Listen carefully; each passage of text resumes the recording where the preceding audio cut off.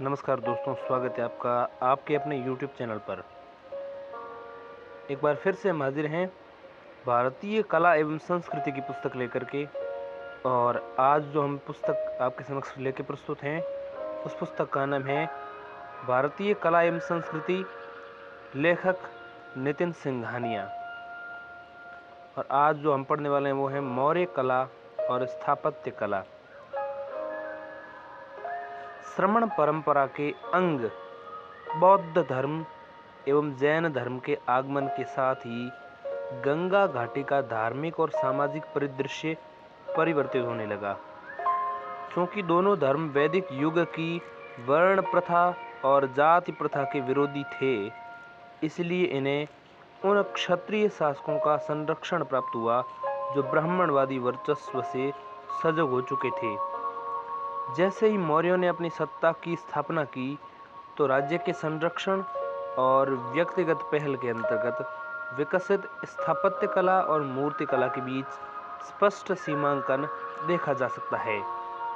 इस प्रकार मौर्य कला को निम्न 4 प्रकार वर्गीकृत किया जा सकता है। दरबारी कला। मौर्य शासकों ने राजनीति के साथ साथ धार्मिक कारणों से बड़ी संख्या में स्थापत्य कार्यों का शुभारंभ किया। इन स्थापत्य कार्यों को दरबारी कला के रूप में संदर्भित किया जाता है। महल या किला। मौर्य कला, इसके बड़े बड़े 2 विभाजन हैं। दरबारी कला जिसे दरबारी पहल और लोकप्रिय कला जिसे व्यक्तिगत पहल भी कहते हैं। दरबारी कला जिसमें महल, स्तंभ, स्तूप इत्यादि थे, और लोकप्रिय कलाओं में गुफाएं, मृदभांड और मूर्तियां आदि सम्मिलित थीं। मौर्य साम्राज्य भारत में सत्ता में आने वाला पहला शक्तिशाली साम्राज्य था। पाटलिपुत्र में राजधानी और कुम्भहार में महलों का निर्माण मौर्य साम्राज्य का वैभव प्रतिबिंबित करने हेतु कराया गया था। चंद्रगुप्त मौर्य का महल ईरान में परसेपोलिस के अकेमेनियन महलों से प्रेरित था। इसकी मुख्य सामग्री लकड़ी थी।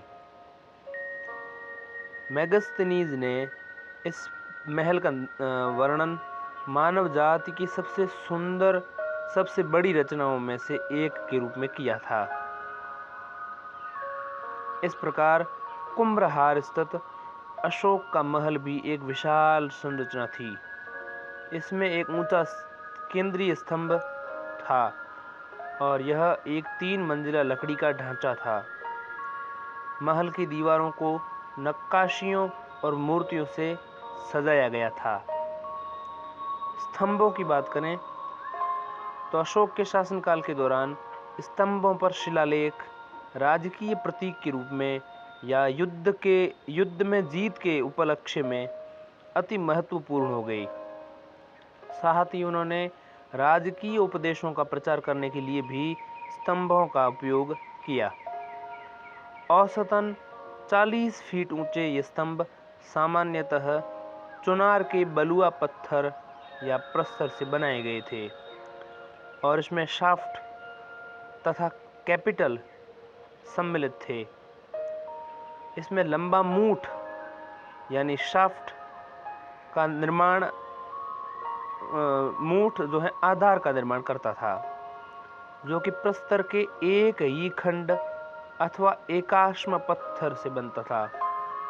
इसके सबसे ऊपर कमल या घंटे के आकार में शीर्ष या ललाट कैपिटल रखा जाता था। घंटे के आकार के शीर्ष या ललाट ईरानी स्तंभों से प्रभावित थे, क्योंकि ये स्तंभ अत्यधिक पॉलिशदार और चमकदार थे। ललाट के ऊपर वृत्ताकार या आयताकार आधार होता था, जिसे अबेकस कहा जाता था, जिस पर पशु मूर्ति होती थी। उदाहरण: चंपारण में लौरिया नंदनगढ़ स्तंभ इस तरह के उदाहरणों में शुमार हैं। वाराणसी के पास सारनाथ स्तंभ भी इस तरह का उदाहरण है। तो चंपारण और वाराणसी के स्तंभ जो हैं वो मौर्य कला के स्तंभ माने जाते हैं। लौरिया नंदनगढ़ स्तंभ और वाराणसी का सारनाथ स्तंभ। राष्ट्रीय प्रतीक की बात करें, सारनाथ स्तंभ का शीर्ष फलक अबेकस और पशु भाग भारत का आधिकारिक राष्ट्रीय चिन्ह, राष्ट्रीय प्रतीक, नेशनल एम्बलम के रूप में स्वीकार किया गया है। सारनाथ स्तंभ के शीर्ष फलक में 4 दिशाओं को निरूपित करते हुए 4 पशु, चौकड़ी भरता अश्व पश्चिम की ओर, हाथी पूर्व की ओर, वृषभ दक्षिण की ओर और एक सिंह उत्तर दिशा में दर्शाए हुए हैं। ये पशु अनंत काल तक अस्तित्व का पहिया घुमाते हुए एक दूसरे का पीछा करते हुए प्रतीत होते हैं। हाथी रानी माया का स्वरूप एवं उसके गर्भ में प्रवेश करता हुआ श्वेत हाथी दर्शाता है। हाथी क्या है? रानी माया का स्वप्न एवं उसके गर्भ में प्रवेश करता हुआ श्वेत हाथी दर्शाता है। बैल वृष राशि का चिन्ह दर्शाता है, जिस महीने में बुद्ध का जन्म हुआ था। अश्व कंथक अश्व को निरूपित करता है, जिसका बुद्ध ने राज्य से दूर जाने के लिए उपयोग किया था। सिंह ज्ञान प्राप्ति दर्शाता है। मुंडक उपनिषद से लिया गया सत्यमेव जयते शब्द, जिसका अर्थ होता है सत्य की सदा विजय होती है, देवनागरी लिपि में शिलालेख के नीचे उत्कीर्ण है। मुंडक उपनिषद से लिया गया सत्यमेव जयते, जिसका अर्थ होता है सत्य की सदा विजय होती है, देवनागरी लिपि में शिलालेख के नीचे उत्कीर्ण है। 4 सिंह सभी दिशाओं में धम्म का प्रसार करते हुए बुद्ध को प्रतीकबद्ध करते हैं। इसे बुद्ध द्वारा दिए गए पहले धर्मोपदेश की स्मृति में बनवाया गया था। इसे धम्मचक्र प्रवर्तन के नाम से जाना जाता है। स्तूपों की बात करें तो स्तूप वैदिक काल से भारत में प्रचलित शवाधान टीले थे। ये अंत्येष्टि पुंज का पारंपरिक प्रदर्शन होते हैं, जिसमें मृतकों के अवशेष और राख को रखा जाता था। अशोक के राज्यकाल के दौरान स्तूप कला अपने चरमोत्कर्ष पर थी। उनके राज्यकाल के दौरान लगभग 84,000 स्तूप बनवाए गए थे। वैदिक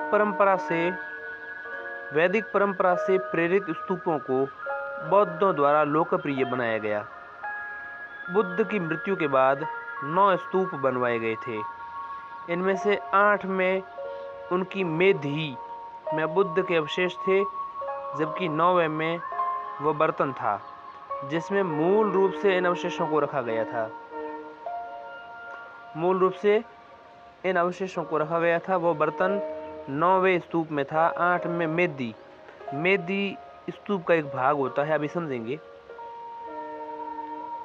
स्तूप का कोर कच्ची ईंटों का बना होता था, जबकि बाहरी सतह का निर्माण पक्की ईंटों से किया जाता था और इसे प्लास्टर की मोटी परत से ढका जाता था। मेधी और तोरणों को लकड़ी की मूर्तियों द्वारा सजाया गया था। श्रद्धालुओं द्वारा पूजा के प्रतीक के रूप में प्रदक्षिणा पथ के चारों ओर चक्कर लगाया जाता था। स्तूप का यहाँ चित्र दिया हुआ है। सबसे ऊपर जो है वो है छत्र के नीचे एक यस्ती लगी है और उसके नीचे हर्मिका है, ठीक। उसके पश्चात प्रदक्षिणा पथ है नीचे की तरफ, और बाहर पूर्वी और पश्चिमी तोरण दिए हुए हैं, ठीक है। और स्तूप का गुंबद जो बनाया हुआ है वो इस तरह से बना हुआ है, ठीक है। और दोहरा सीढ़ी नुमा रास्ता यहाँ पर बना हुआ है। इसके अलावा दक्षिणी तोरण और बाहर पत्थर का बाड़ा बना हुआ है और सीढ़ी नुमा रास्ता वहाँ पर बनाया हुआ है। उदाहरण मध्य प्रदेश का सांची स्तूप अशोक के स्तूपों में सबसे प्रसिद्ध है।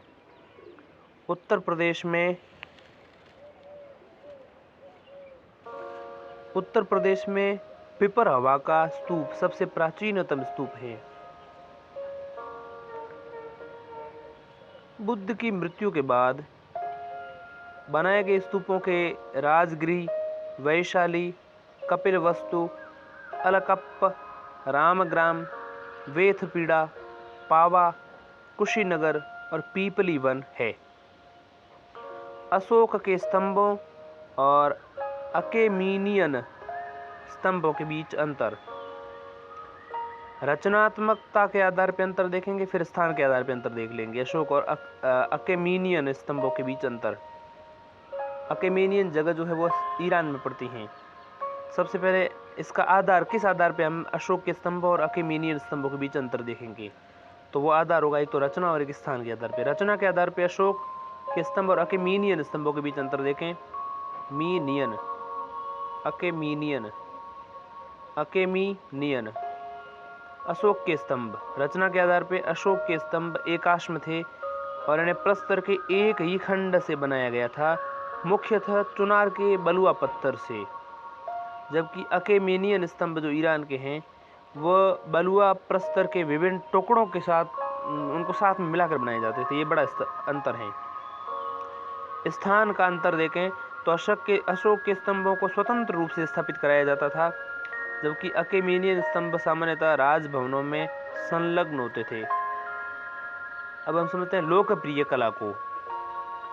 राजकीय संरक्षण के अतिरिक्त गुफा स्थापत्य कला, मूर्ति कला और मृद भांडों के व्यक्तिगत प्रयास से भी कला को अभिव्यक्ति मिली। इन्हें एक साथ कला और स्थापत्य कला के लोकप्रिय रूपों में वर्गीकृत किया जाता है। गुफा स्थापत्य कला।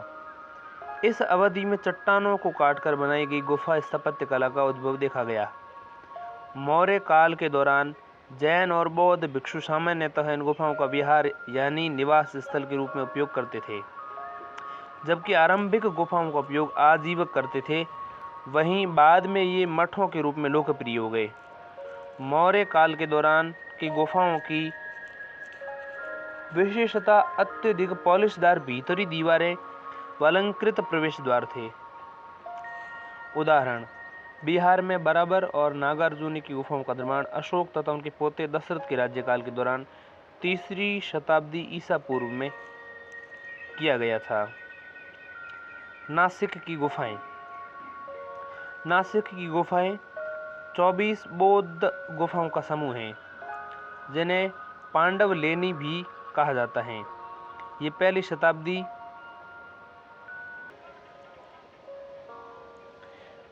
शताब्दी ईसा पूर्व से 3री शताब्दी ईसवी के दौरान निर्मित की गई थीं तथा ये यीन यान संप्रदाय से संबंधित हैं। हालांकि बाद में इन गुफाओं पर महायान संप्रदाय का प्रभाव भी देखा जा सकता है। यीन यान संप्रदाय के अंतर्गत बुद्ध की उपस्थिति सिंहासन और पद चिन्ह जैसे रूपांकनों और प्रतीकों के उपयोग के माध्यम से दर्शाई गई और बाद में इन गुफाओं में बुद्ध की मूर्तियां भी बनाई गईं, जो महायान बौद्ध धर्म का प्रभाव निरूपित करती हैं। यह स्थल जल प्रबंधन की उत्कृष्ट प्रणाली को दर्शाता है, जो ठोस चट्टानों से काटकर बनाए गए तालाबों की उपस्थिति से इंगित होता है। बात करते हैं मूर्ति कला की। मूर्तियों का मुख्य रूप से उपयोग स्तूप की सजावट, तोरण तथा मेधी में और धार्मिक अभिव्यक्ति में किया जाता था। मौर्य काल की दो प्रसिद्ध मूर्तियां यक्ष और यक्षिणी की हैं। ये सभी 3 धर्मों जैन, हिंदू और बौद्ध धर्मों में पूजनीय थीं।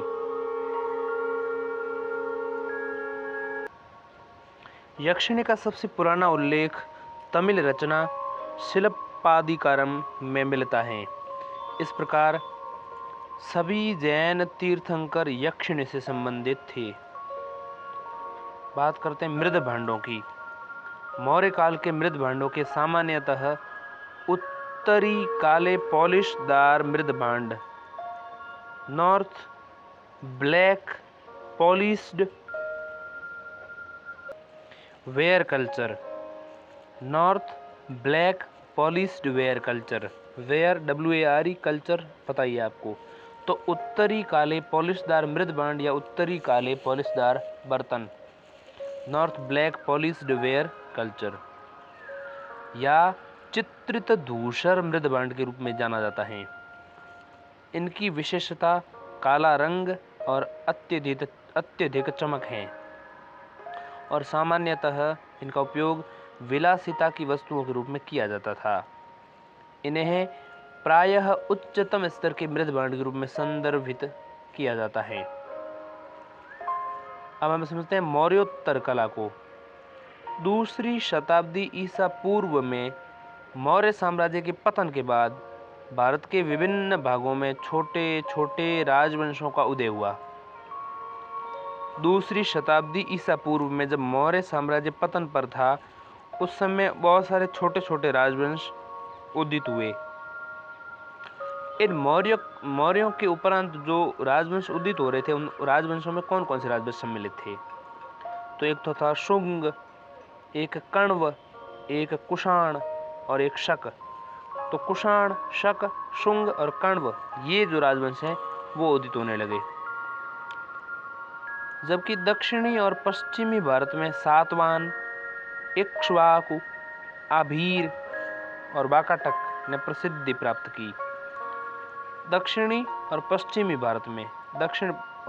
भारत में सातवाहन, इक्ष्वाकु, आभीर और वाकाटक इन्होंने प्रसिद्धि प्राप्त की। उत्तर में शुंग, कण्व, कुषाण और शक थे। इस प्रकार धार्मिक परिदृश्य ने शैव, वैष्णव और शाक्त जैसे ब्राह्मण संप्रदायों का उद्भव देखा। शैव, वैष्णव और शाक्त। शैव यानी भगवान शिव के उपासक, वैष्णव यानी भगवान विष्णु के उपासक और शाक्त यानी मां शक्ति के उपासक। साथ ही इस अवधि की कला ने बदलते सामाजिक राजनीतिक परिदृश्य को भी परिलक्षित करना आरंभ किया।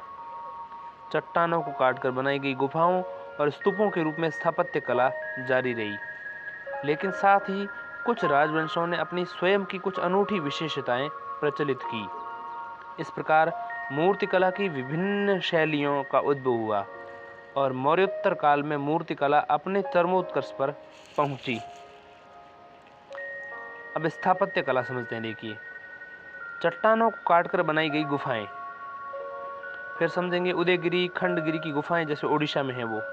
तो सबसे पहले चट्टानों को काटकर बनाई गई गुफाओं के बारे में समझते हैं, जो स्थापत्य कला में गिनी जाती हैं। मौर्य काल की भांति चट्टानों से बनाई गई गुफाओं का निर्माण जारी रहा।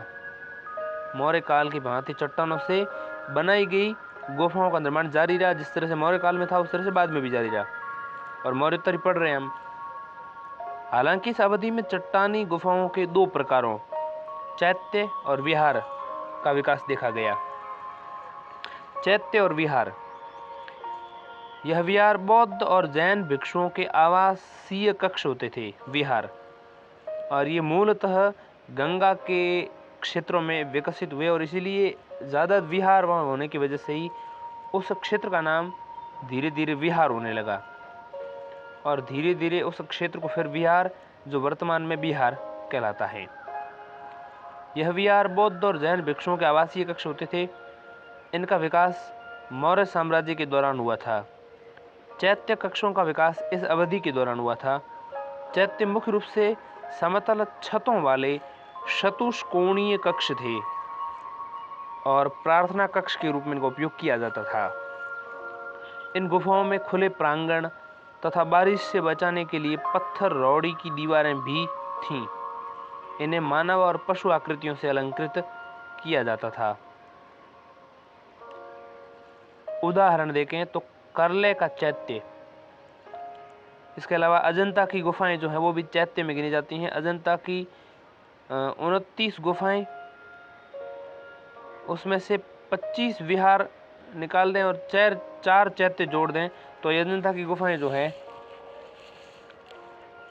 29 गुफाओं में से 25 विहार हैं और 4 चैत्य हैं। अब हम समझते हैं उदयगिरी और खंडगिरी की गुफाएं जो ओडिशा में हैं। वर्तमान भुवनेश्वर के निकट प्रथम द्वितीय शताब्दी ईसा पूर्व में कलिंग राजा खारवेल के अधीन इन्हें बनाया गया था। उदयगिरी और खंडगिरी की गुफाएं उड़ीसा की बात कर रहा हूँ मैं, और कलिंग राजा खारवेल के अधीन इन्हें बनाया गया था और वर्तमान भुवनेश्वर के निकट हैं। प्रथम द्वितीय शताब्दी ईसा पूर्व की बात है। उदयगिरी और खंडगिरी की गुफाओं के परिसर में मानव निर्मित और प्राकृतिक दोनों प्रकार की गुफाएं शामिलित हैं। संभवतः जैन भिक्षुओं के निवास के लिए इन्हें बनाया गया था। उदयगिरी में 18 और खंडगिरी में 15 गुफाएं हैं। उदयगिरी की गुफाएं हाथी गुम्फा अभिलेख के लिए प्रसिद्ध हैं और जिसे ब्राह्मी लिपि में उत्कीर्णित किया गया था। यह अभिलेख जैन नमोकार मंत्र के साथ आरंभ होता है और राजा खारवेल द्वारा किए गए विभिन्न सैन्य अभियानों पर प्रकाश डालता है। उदयगिरी की गुफाएं हाथी गुम्फा अभिलेख के लिए प्रसिद्ध हैं। ब्राह्मी लिपि में उत्कीर्णित किया गया था। यह अभिलेख जैन नमोकार मंत्र के साथ आरंभ होता है। यह अभिलेख हाथी गुम्फा का अभिलेख उदयगिरी की गुफा वाला और राजा खारवेल द्वारा किए गए विभिन्न सैन्य अभियानों पर प्रकाश डालता है। उदयगिरी में रानी गुम्फा 2 मंजिला गुफा है। उदयपुरी में गुफा का नाम है रानी गुम्फा और वो 2 मंजिला गुफा है। उसमें कुछ सुंदर मूर्तियां हैं। मौर्योत्तर काल में जो स्तूप है उसको समझते हैं। देखिए स्तूप, मौर्योत्तर काल में स्तूप विशाल और अधिक अलंकृत होते गए। लकड़ी और ईंट के स्थान पर प्रस्तर का अधिकाधिक प्रयोग हुआ। शुंग राजवंश ने स्तूपों के सुंदरता पूर्वक अलंकृत प्रवेश द्वारों के रूप में तोरण का निर्माण आरंभ किया। तोरणों को जटिल आकृतियों और पैटर्नों के साथ उत्कीर्णित किया जाता था और ये हेलेनिस्टिक प्रभाव के साक्ष्य हैं। हेलेनिस्टिक मतलब ग्रीक प्रभाव के साक्ष्य हैं। मौर्योत्तर काल के अगर स्तूपों की बात करूं उदाहरण के रूप में, तो मध्य प्रदेश में भरहुत का स्तूप, इसके अलावा सांची के स्तूप का तोरण जो है वो इस तरह से प्रभावित है। अब मौर्योत्तर काल में हम समझते हैं मूर्तिकला। इस अवधि में मूर्तिकला की 3 प्रमुख शैलियां गांधार, मथुरा और अमरावती शैली का विकास अलग अलग स्थानों पर हुआ। गांधार शैली को समझते हैं सबसे पहले। इस पर यूपीएससी ने सवाल पूछा भी है। गांधार शैली क्या है? आधुनिक पेशावर और अफगानिस्तान के निकट पंजाब की पश्चिमी सीमाओं से संलग्न हिस्से में गांधार कला शैली का विकास हुआ। यूनानी आक्रमणकारी अपने साथ यूनानी और रोमन मूर्तिकारों की परंपराएं लाए। यूनानी और रोमन का मूर्तिकार जो हैं अपने साथ परंपराएं लाए, जिससे इस क्षेत्र की स्थानीय परंपराएं प्रभावित हुई। ये बात है पेशावर और अफगानिस्तान के निकट पंजाब के पश्चिमी सीमाओं से संलग्न हिस्सों में वहाँ गांधार शैली का विकास हुआ और गांधार शैली जो है मौर्योत्तर कलाओं में सबसे प्रसिद्ध शैली में गिनी जाती हैं। इस प्रकार गांधार शैली को कला की ग्रीक इंडियन शैली के रूप में भी जाना जाता है। गांधार शैली का विकास 50 ईसा पूर्व से लेकर 500 ईस्वी तक की अवधि में 2 चरणों में हुआ। जहाँ आरंभिक शैली को नीले धूसर बलुआ प्रस्तर के रूप में जाना जाता है, वहीं उत्तरवर्ती शैली में मूर्तियां बनाने के मिट्टी और प्लास्टर का उपयोग किया जाता था। बुद्ध और बोधिसत्वों की मूर्तियां ग्रीक रोमन देवताओं पर आधारित हैं और अपोलो की मूर्ति से मिलती जुलती हैं। गांधार शैली का विकास 50 ईसा पूर्व से लेकर 500 ईस्वी तक की अवधि में 2 चरणों में हुआ। जहाँ आरंभिक शैली को नीले धूसर बलुआ प्रस्तर के प्रयोग से जाना जाता है, वहीं उत्तरवर्ती शैली में ये मूर्तियां बनाने के लिए मिट्टी और प्लास्टर का उपयोग किया जाता था। बुद्ध और बोधिसत्वों की मूर्तियां ग्रीक रोमन देवताओं पर आधारित हैं तथा अपोलो की मूर्ति से मिलती जुलती हैं। अब हम बात करते हैं मथुरा शैली की। मथुरा शैली का विकास 1ली और 3री शताब्दी ईस्वी के बीच में यमुना किनारे हुआ। मथुरा शैली की मूर्तियां उस समय के सभी धर्मों, बौद्ध धर्म, हिंदू धर्म और जैन धर्म की कहानियों और चित्रों से प्रभावित थीं। ये मूर्तियाँ मौर्य काल के दौरान मिली यक्ष मूर्तियों के नमूने पर आधारित हैं। मथुरा शैली ने मूर्तियों में प्रतीकों का प्रभावशाली उपयोग दिखाया। हिंदू देवताओं का प्रदर्शन उनकी आयुध, हथियार और उपकरण का उपयोग करके दिखाया गया था। उदाहरण के लिए शिव को लिंग और मुखलिंग के माध्यम से दिखाया गया। इस प्रकार बुद्ध के सिर के चारों ओर प्रभामंडल गांधार शैली की तुलना में बड़ा है और ज्यामितीय पैटर्न से अलंकृत है। बुद्ध को दो बोधिसत्वों कमल पकड़े पद्मपाणि और वज्र पकड़े वज्रपाणि से घिरा हुआ दिखाया है। अमरावती शैली। भारत के दक्षिणी भाग में अमरावती शैली का विकास सातवाहन शासकों के संरक्षण में कृष्णा नदी के किनारे हुआ। जहां अन्य दो शैलियों ने एकल आकृतियों पर बल दिया, वहीं अमरावती शैली में गतिशील आकृतियों या कथात्मक कला के प्रयोग पर अधिक बल दिया गया। इस शैली की मूर्तियों में त्रिभंग आसन यानी 3 झुकावों के साथ शरीर का अत्यधिक प्रयोग किया गया। अब हम तीनों में अंतर समझते हैं। गांधार शैली, मथुरा शैली और अमरावती शैली के बीच अंतर के आधार क्या क्या होंगे? बाहरी प्रभाव, प्रयुक्त सामग्री, धार्मिक प्रभाव, संरक्षण, विकास क्षेत्र, बुद्ध की मूर्ति विशेषताएं, ये सब जानेंगे हम इसमें। बाहरी प्रभाव के आधार पर अंतर देखें तो गांधार शैली में यूनानी या हेलेनिस्टिक मूर्ति कला का बाहरी प्रभाव, अतः इसे भारतीय यूनानी कला के रूप में भी जाना जाता है। हम गांधार शैली की बात कर रहे हैं। गांधार शैली पर यूनानी या हेलेनिस्टिक मूर्ति कला का भारी प्रभाव है, इसीलिए गांधार शैली को भारतीय यूनानी कला के रूप में भी जाना जाता है। बाहरी प्रभाव के रूप में मथुरा शैली देखें तो मथुरा शैली पर बाहरी प्रभाव नहीं है। ये शैली स्वदेशी रूप में विकसित हुई तथा बाह्य संस्कृतियों से प्रभावित नहीं थी। अमरावती शैली भी स्वदेशी शैली है। ये भी स्वदेशी रूप से विकसित हुई, इसमें भी बाह्य संस्कृतियों का कोई प्रभाव नहीं था। अब हम समझते हैं प्रयुक्त सामग्री के आधार पर अंतर देखें तो प्रारंभिक गांधार शैली में नीले धूसर बलुआ प्रस्तर का उपयोग किया जाता था, जबकि बाद की अवधि में मिट्टी और प्लास्टर का उपयोग किया जाता था। प्रयुक्त सामग्री के आधार पर मथुरा शैली देखें तो मथुरा शैली की मूर्तियां चित्तीदार लाल बलुआ प्रस्तर का उपयोग करके बनाई गई थीं, जबकि अमरावती शैली देखें तो अमरावती शैली की मूर्तियां सफ़ेद संगमरमर का उपयोग करके बनाई गई थीं। धार्मिक प्रभाव देखें तो ग्रीको रोमन देवताओं से प्रभावित एवं मुख्य रूप से बौद्ध चित्रकला गांधार शैली में दिखाई देती है। ग्रीको रोमन देवताओं से प्रभावित और मुख्य रूप से बौद्ध चित्रकला। मथुरा शैली में तीनों धर्मों की, हिंदू, जैन और बौद्ध धर्मों का प्रभाव दिखाई देता है। अमरावती शैली भी मुख्य रूप से बौद्ध धर्म पर आधारित थी। संरक्षण देखें तो गांधार शैली और मथुरा शैली को संरक्षक कुषाण शासकों का मिला, जबकि अमरावती शैली सातवाहन शासकों के संरक्षण में रही।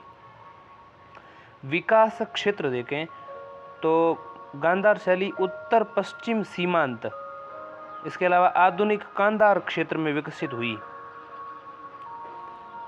जबकि मथुरा शैली मथुरा, सोंख और कंकालीटीला में और आसपास के क्षेत्रों में विकसित हुई और कंकालीटीला जैन मूर्तियों के लिए प्रसिद्ध हैं, जबकि अमरावती शैली कृष्णा गोदावरी की निचली घाटी में, अमरावती और नागार्जुन कोंडा में और आसपास के क्षेत्रों में विकसित हुई।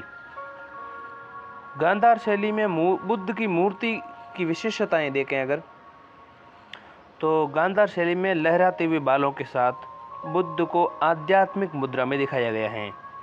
उन्होंने बहुत कम आभूषण धारण किए हुए हैं और योगी मुद्रा में बैठे हैं। आंखें आदि बंद हैं, जैसा कि ध्यान मुद्रा में हो। सिर पर उभार या जटा को दिखाया गया है, ये बुद्ध की सर्वज्ञता को दर्शाता है। मथुरा शैली में बुद्ध को मुस्कुराते चेहरे के साथ प्रसन्न चित्त दिखाया गया है। तंग कपड़े पहने हुए हैं, शरीर हष्टपुष्ट है, चेहरा और सिर मुड़ा हुआ है। बुद्ध विभिन्न मुद्राओं में पद्मासन में बैठे हैं और उनका चेहरा विनीत भाव दर्शाता है।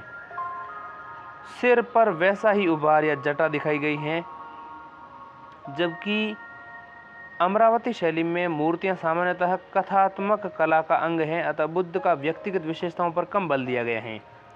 मूर्तियां सामान्यतः बुद्ध के जीवन और जातक कथाओं को दर्शाती हैं, अर्थात मानव और पशु दोनों रूप में बुद्ध के पिछले जन्म जीवन को बताती हैं। अब देखिए यहाँ तीनों कलाएं दी हुई हैं। सबसे बाईं ओर आपको गांधार कला का चित्र मिल जाएगा, जबकि मथुरा कला में बीच में चित्र दिख जाएगा और अमरावती शैली जो है उसमें पीछे चित्र दिखाई दे रहे हैं। यूनानी कला और रोमन कला। यूनानी और रोमन कला के बीच कुछ अंतर हैं। देखिए यूनानी कला अलग है और रोमन कला अलग है। सामान्यतः जब यूनान का नाम हम सुनते हैं तो उसे रोमन कला से जोड़ सकते हैं हम, लेकिन ये दोनों अलग अलग हैं। यूनानी और रोमन कला के बीच में अंतर क्या है वो समझते हैं। सबसे पहले गांधार शैली दोनों शैलियों का एकीकरण करती हैं।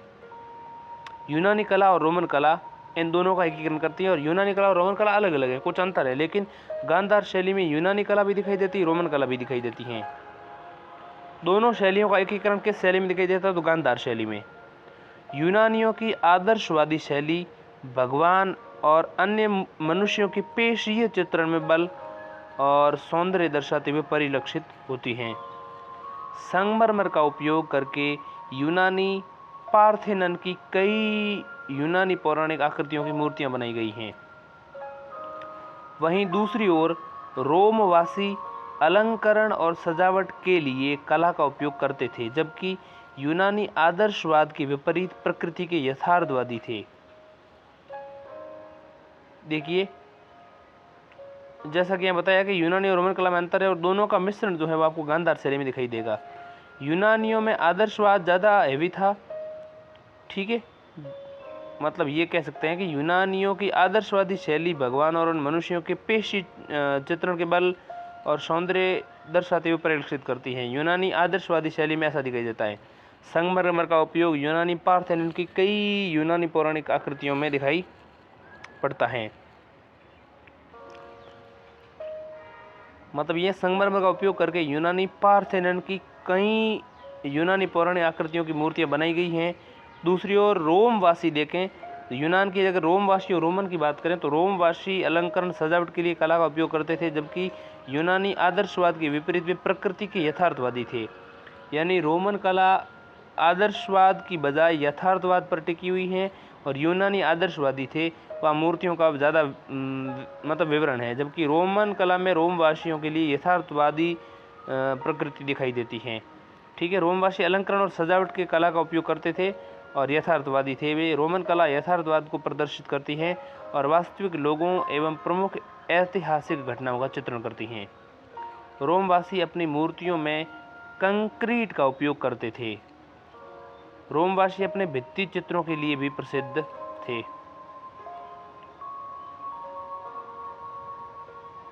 देखिए यूनानी रोमन शैली में बुद्ध और रोमन चित्रांकन समानताएं दर्शा रहा है।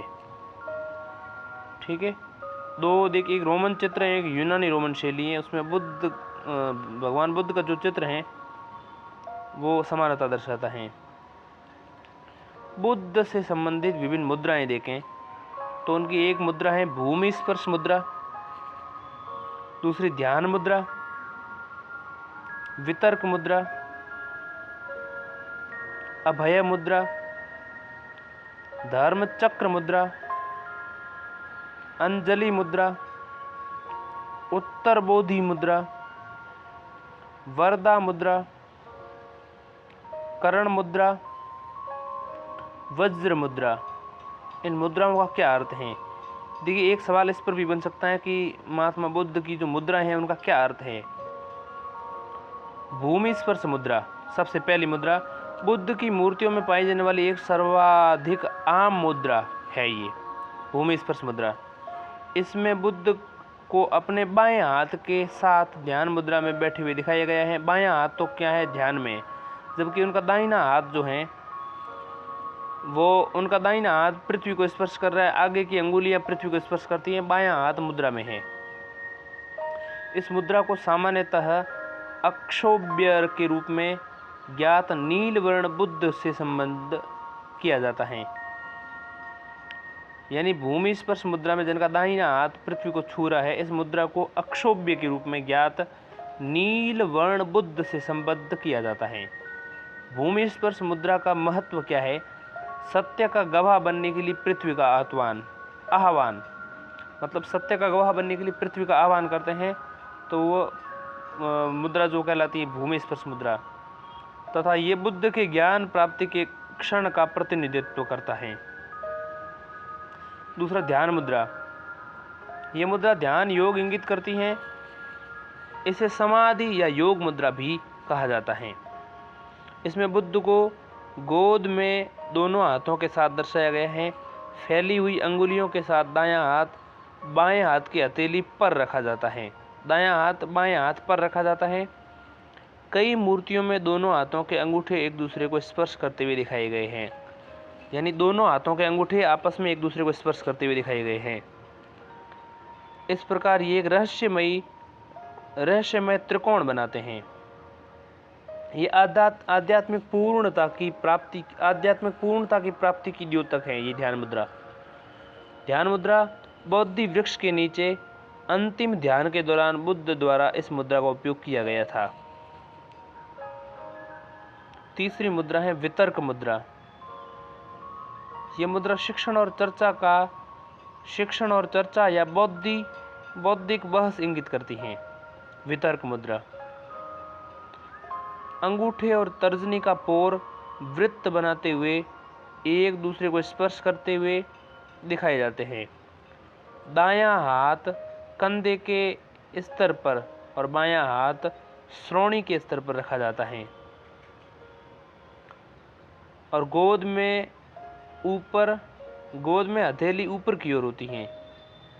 दायां हाथ कंधे के स्तर पर और बायां हाथ श्रोणी के स्तर पर रखा जाता है और गोद में हथेली ऊपर की ओर होती है।